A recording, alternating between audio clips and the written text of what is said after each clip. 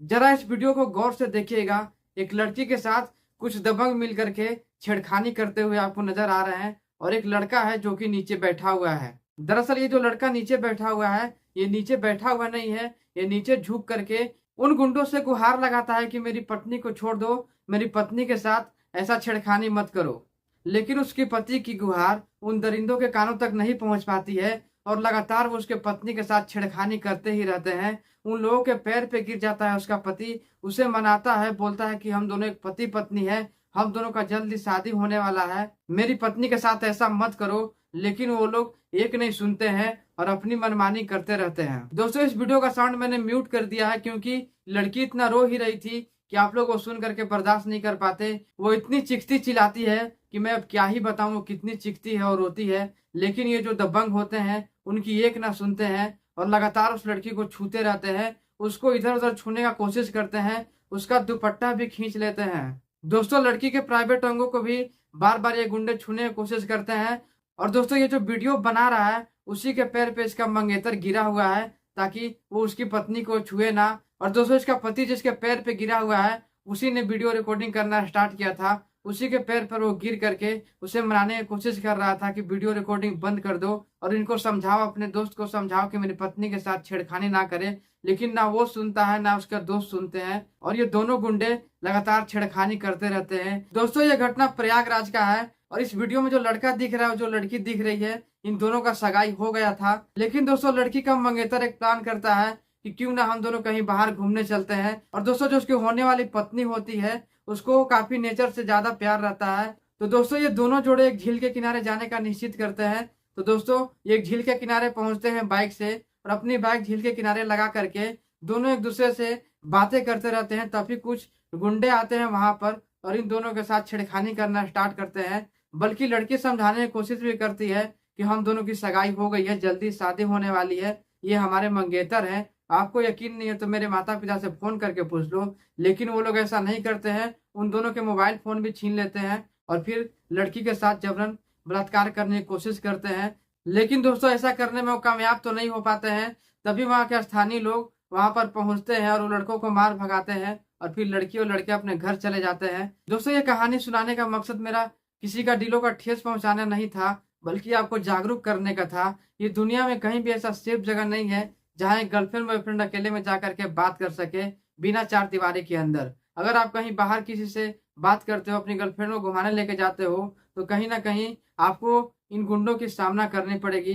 तो सेफ रहें, सतर्क रहें। दोस्तों, और एक घटना से आपको रूबरू करवा देना चाहता हूँ। दोस्तों, एक दादा अपनी पोती के साथ संबंध बनाने की कोशिश करता है और उसके साथ लगातार 6 महीने से वो संबंध में था, अपनी पोती के साथ वो संबंध बनाता था। दोस्तों, चलिए पूरी कहानी आपको सुनाता हूँ। ये कहानी आप सुन के हैरान और परेशान हो सकते हो। लेकिन दोस्तों, कहानी में आगे बढ़ने से पहले पहले आप हमारे चैनल से जल्दी से जुड़ जाओ। चैनल को सब्सक्राइब करके वीडियो को लाइक जरूर से कर देना ताकि हमारा हौसला यूं ही बढ़ता रहे और मैं आपके लिए ऐसी कहानियां, ऐसी स्टोरियां लेकर आता रहूं ताकि आप अपने घरों में ही बैठ करके सेफ रह सके और सतर्क रह सके। तो दोस्तों, ये कहानी मैं आपको उत्तर प्रदेश का जो सुनाने जा रहा हूँ, ये कहानी सुन करके आप काफी हैरान और परेशान हो सकते हो।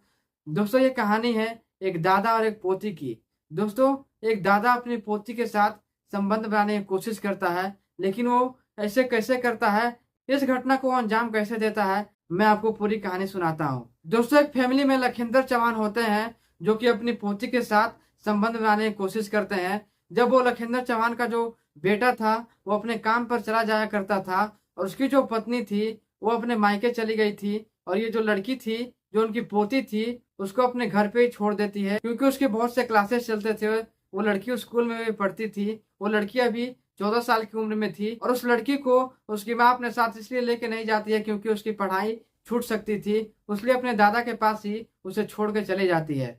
दोस्तों, जब वो स्कूल से पढ़ करके आती थी तो अपने दादा के लिए खाना भी बनाती थी और अपने दादा की मालिश करती थी, तेल लगाती थी। दोस्तों, वो पोती अपने दादा के प्रति बहुत ही अच्छी थी, अपने दादा को भगवान मानती थी, रोज सुबह पूजा करके अपने स्कूल निकला करती थी। लेकिन दोस्तों, वो दादा इसका 1% भी लिहाज नहीं रखता है। वो अपनी पोती को नशे की गोलियां खिलाता है। जब उसकी पोती बेहोश पड़ जाती है, बेहोश अवस्था में हो जाती है, जब वो एकदम नींद में हो जाती है, तो रात में उसके साथ संबंध बनाना स्टार्ट करता है।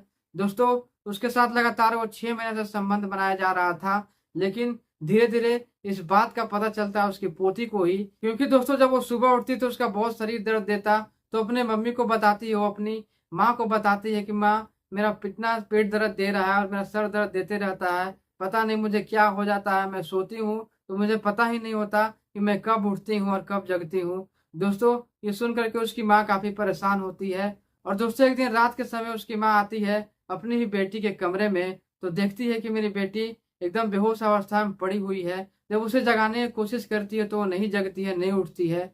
दोस्तों फिर वो दोस्तों फिर उसकी माँ बहुत परेशान हो जाती है कि आखिर इसे हो क्या गया है। दोस्तों फिर वो अपने पति को बुलाती है और अपने पति को बोलती है कि देखिए हमारी बच्ची उठ नहीं रही है। दोस्तों वो दोनों मिल करके उसे अस्पताल में लेकर के जाते हैं रात के 12 बजे, और दोस्तों फिर अस्पताल में पता चलता है कि इसे नशे की गोलियां दी गई थी, जिसके कारण ये उठ नहीं पा रही थी। दोस्तों फिर उसकी माँ और उसके पिता पता लगाने की कोशिश करते हैं कि आखिर मेरी बेटी को नशे की गोलियां कौन दे रहा है। दोस्तों फिर उसके पिता को ये पता चलता है कि जो मेरे पिताजी है वो खुद अपनी पोती को नशे की गोलियां दिया करते थे, उसके साथ संबंध बनाया करते थे। दोस्तों ये सुन करके उसके पिता को काफी बुरा लगता है कि मेरे ही पिताजी अपनी ही पोती के साथ ऐसा गलत काम करते थे। दोस्तों लड़की का पिता अपने ही पिता को गांव भेज देते हैं और बोलते हैं कि जाइए आप इसी के लायक है, अब आप हमारे साथ नहीं रह सकते हैं। जब आप अपनी पोती को नहीं समझ सकते तो हम लोग को क्या समझ सकते हैं, और उसे अपनी गांव भेज देते हैं। तो दोस्तों ये कहानी यहीं पे खत्म होती है। वीडियो कैसी लगी कमेंट में अपनी राय जरूर से दीजिएगा, और वीडियो को लाइक करके चैनल को सब्सक्राइब जरूर से कर लीजिएगा, ताकि हमारा हौसला यूं ही बढ़ता रहे और मैं आपके लिए ऐसी कहानियां ऐसी स्टोरियां लेकर आता रहूं। तो मिलता हूं किसी ऐसी ही नई कहानी नई स्टोरी के साथ।